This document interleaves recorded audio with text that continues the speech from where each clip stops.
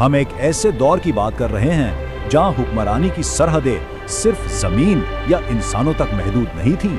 तो आइए हजरत सुलेमान अलैहिस्सलाम की इस बेमिसाल सल्तनत के हैरत अंगेज राजों को समझते हैं। अच्छा, तो जरा इस बात पे गौर करते हैं, यहाँ से इस कहानी की गहराई में चलते हैं। जरा एक ऐसे दरबार का तस्वुर कीजिए जिसकी हैबत और जलाल की कोई मिसाल ही ना मिलती हो। देखिए, तारीख में तो बेशुमार बादशाह गुजरे हैं ना, जिन्होंने लाखों इंसानों पर हुकूमत की, बड़ी बड़ी जमीनें फतह की, लेकिन ये सल्तनत उन सब से बिल्कुल मुख्तलिफ थी। इस सल्तनत का दायरा कार तो इंसानी सरहदों से कहीं आगे था।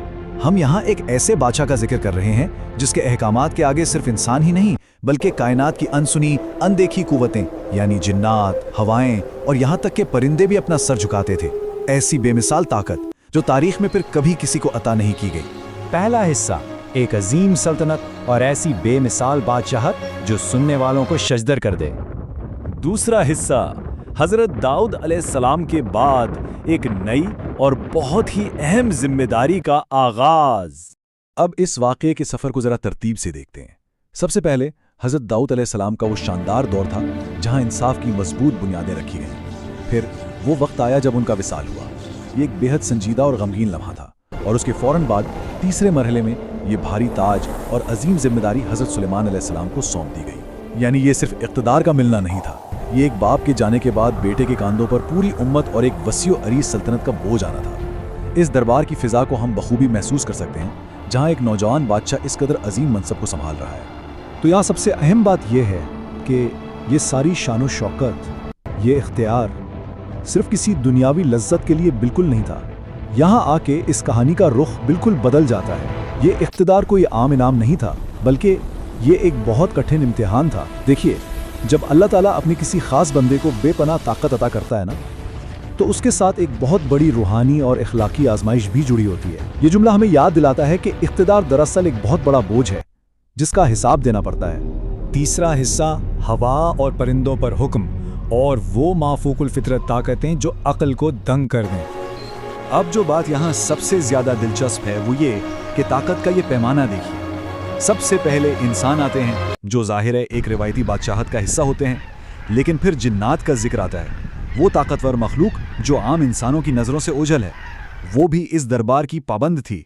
उसके बाद हवाएं और परिंदे यानी फितरत के वो अनासिर जिन पर इंसान का कोई काबू नहीं होता, वो सब भी इस अजीम बादशाह के हुक्म के ताबे कर दिए गए थे। ये बिल्कुल एक ऐसा इलाही तोहफा था जो इंसानी तारीख में उससे पहले या इसके बाद किसी और को नसीब नहीं हुआ। ये सच में एक ऐसा लम्हा है जहां एक बादशाह की आवाज़ सिर्फ महल की दीवारों तक महदूद नहीं रहती। आसमान में उड़ते परिंदे भी उनकी आवाज़ सुनते थे और समझते थे। वो उनकी ज़बान जानते थे और उनसे बाकायदा बात कर सकते थे। सोचिए ज़रा, कायनात का हर जर्रा, हर मखलूक उनकी पुकार पर लब्बैक कहती थी। हवाएं उनके एक इशारे पर चलती थीं। उनके तख्त को महीनों की मुसाफत पर चंद लम्हों में उड़ा ले जाती थीं। ये एक ऐसी सल्तनत का मंजर है जहां खुद कुदरत मुकम्मल तौर पर एक बादशाह के साथ खड़ी थी।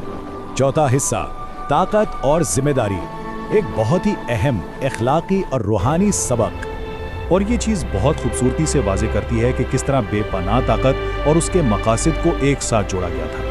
एक तरफ हम ऐसी हैरान अंगेज और माफूकिल फितरत ताकत देखते हैं जहां फितरत के अनासिर और जिन्नात मुट्ठी में हैं, लेकिन इसके बिल्कुल मुतवाज़ी दूसरी तरफ वो भारी इखलाकी बोझ है जो इस ताकत के साथ आया, यानी इंसाफ का क़याम, हर हाल में शुक्रगुजारी और अल्लाह ताला की गैर मुतज़लज़िल बंदगी।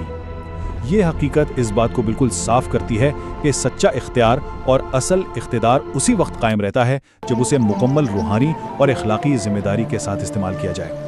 इस पूरी दास्तान से जो सबसे बड़ा, जो सबसे आफाकी सबक मिलता है ना, वो यही एक लफ्ज़ है, इम्तहान।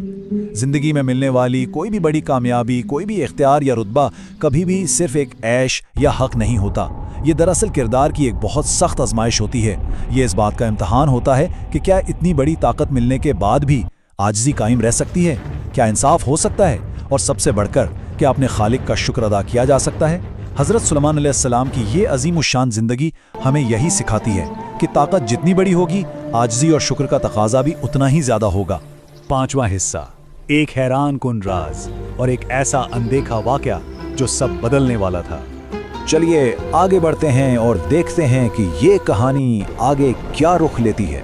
सल्तनत का निज़ाम तो पूरी शान और शौकत से चल रहा है। इंसान, जिन्नात, हवाएं और परिंदे सब फर्माबरदार हैं, चारों तरफ एक हैबत और दबदबा कायम है। लेकिन इस बज़ाहिर मुकम्मल और नाकाबिल तस्खीर सल्तनत में आने वाले वक्त में एक ऐसा वाक़या रूनुमा होने वाला था जिसका किसी ने तस्वुर भी नहीं किया था। एक ऐसा वाक़या जो इस पूरे निज़ाम की बुनियादों तक को हिलाकर रख देगा और सबको मुकम्मल हैरत में डाल देगा।